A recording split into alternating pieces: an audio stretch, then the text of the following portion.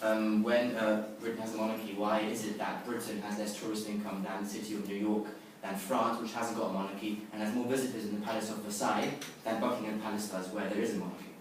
Well, New York I'm pretty sure that New York is far bigger than London, and so it has a much more touristic value. For example, it has the Empire State Buildings, where the Twin Towers used to be, and so they're the memorial site where people can go and visit. Well, moving on to the cost of the taxpayers, it only costs them 7.9 million, which is only a drop in the ocean compared to the profit that the Treasury makes, which is 226.5 million. So obviously, in comparison to that, the taxpayers don't have to pay that much. And if you take one taxpayer on its own, he or she only has to pay 65 pence. My last 2 points. Monarchy is a more egalitarian.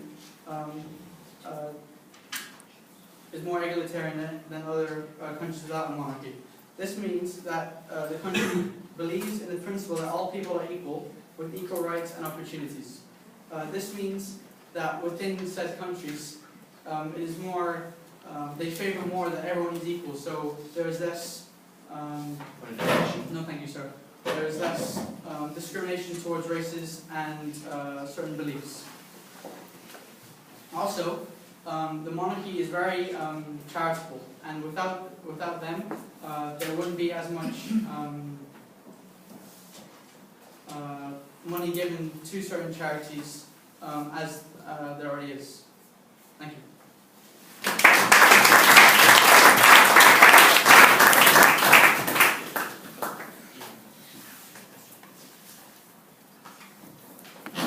Points of information after 1 minute. Judges, members of the opposition, ladies and gentlemen. Firstly, I'd like to point out that the proposition did not define the motion accurately. The motion is, this House believes in monarchy. It does not say this House believes in constitutional monarchy. Therefore, their choice to only represent constitutional monarchies is flawed. They also stated about the fact that monarchs are high profile. However, this is not a good enough reason to base our system of government on. Having a high-profile head of state is simply a national soap opera, not a good enough reason for a government. They stated about economic benefits of tourism. However, surely we are beyond basing our system of government on a tourist attraction. Much is made of monarchs bringing income by way of tourism. However, like our point of information said, New York has 3 times more tourists than London, and yet no monarch. In fact, Buckingham Palace did not even rank in the top 3 tourist attractions in London. Despite the 300 million, not the figure you said about the monarchy, being spent on the royal family each year. Imagine what the NHS or the education services could do with that 300 million.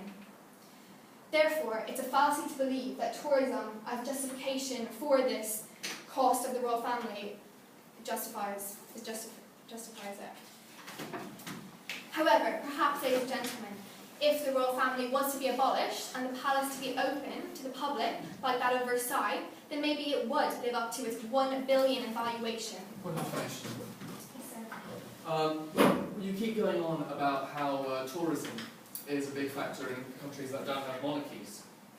First of all, the figure that we got from about how much the monarchy costs in the UK is from YouGov, quite a reliable source.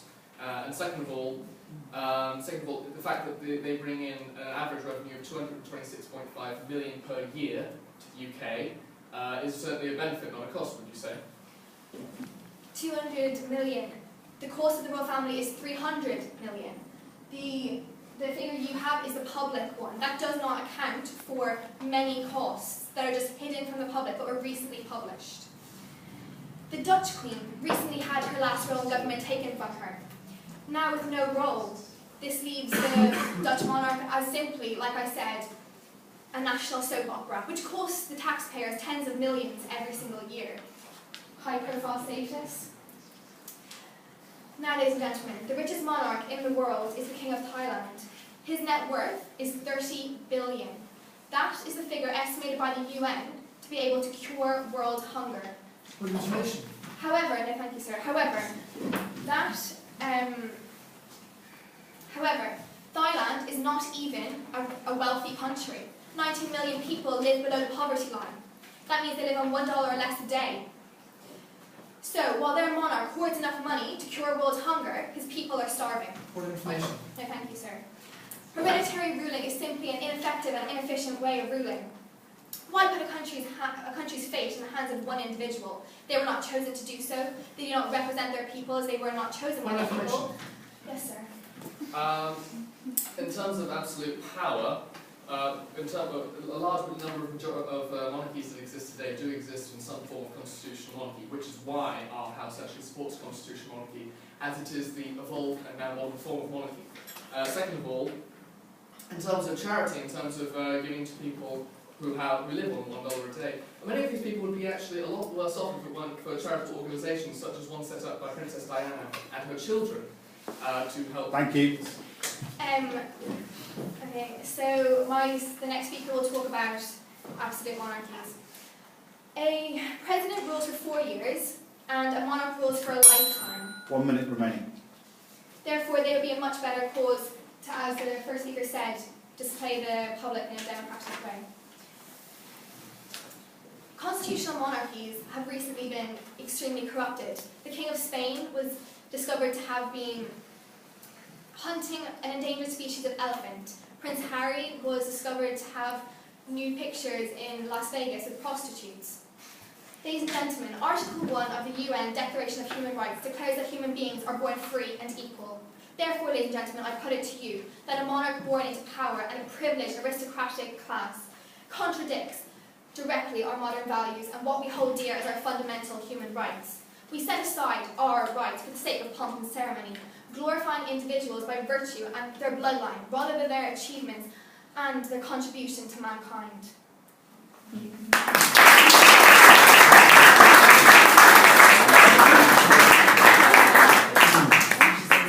Can I remind everyone, points of information, 10 seconds. Ladies and gentlemen, judges, chairman and opposition. First of all, I'd just like to make a few rebuttals to some of the points made by the opposition. As you can see by the last speaker's language, it's very, very, very left-wing and very revolutionary, I'd say. That revolutions are very often very bloodthirsty kind of things and often produce a lot of instability. Which is one reason why monarchies exist in many ways. Monarchies actually exist as a stabilising factor. They exist as something for people to rally behind. They exist as a national symbol, a part of historical heritage, something that we actually identify with. They're not merely a practical benefit. They're something spiritual. Obviously, religion is a big topical issue these days. People obviously, not everybody believes in religion, but obviously the Queen of England, for example, is head of the Church of England. So for those who do believe in Protestantism, it's obviously something to rally behind. And for those information. Yes, sir. You say the Queen of England is the head of the Church. What about Muslims or atheists that live in England? Would you say that they feel kind of alienated by this superimposition of religious authority, or they themselves might feel threatened by it or intimidated? I was just about to come on to that. Even if you are not a religious person and living underneath a monarchy, if you have lived long enough in the country, which many of the people of Muslims and other ethnicities in England have for that matter, is actually something that they can identify and rally behind anyway, and something that actually supports them, which has proved very useful in times of crisis such as World War II. Of course, not everybody necessarily under the Queen's rule at that time was Protestant. There were many Catholics under that rule who supported the monarch. Obviously, monarchs, especially in modern days, after Queen Victoria's re-imaging of the monarchy, are not simply now a representation of absolutism and dictatorship. They're a representation of the people now, who are a reflection of the democracy that we actually live in. Yes, sir. How can someone that's chosen by being lucky to be born into my family represent a democratic consensus from 62 million people when he's just lucky enough to have his genes or to have his... Yeah, The reason being, Jones, is that it is actually part of historical heritage.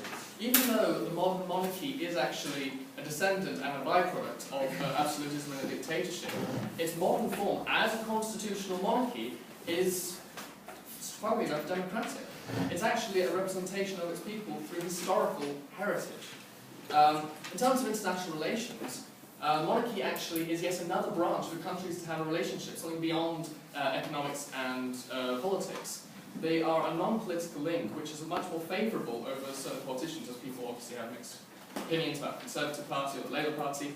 But the monarchy across all the world, not just countries that have monarchy, no, thank you, sir, have an 85% approval rating, which is a clear representation of how people actually feel about the monarchy.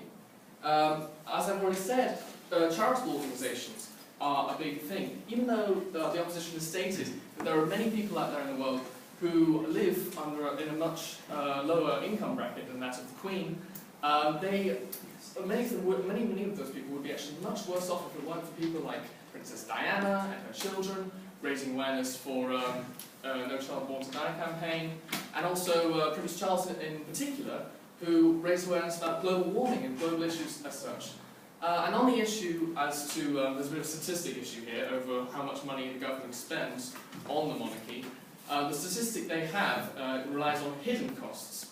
Now that's quite pretentious in the sense that if they're hidden costs, where could you have found them out? If they're hidden costs, then where did the statistic come from?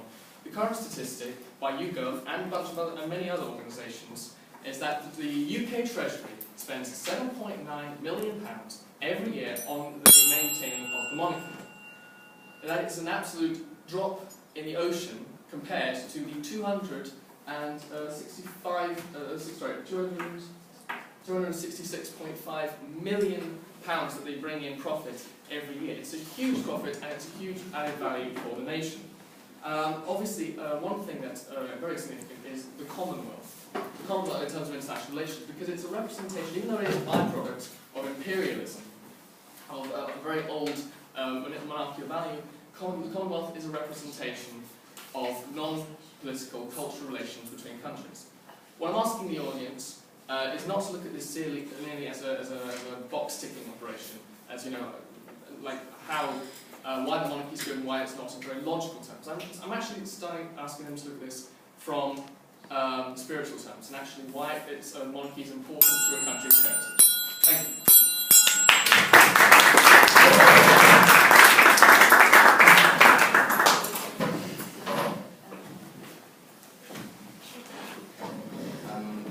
Ladies and gentlemen, judges, most esteemed members of the proposition.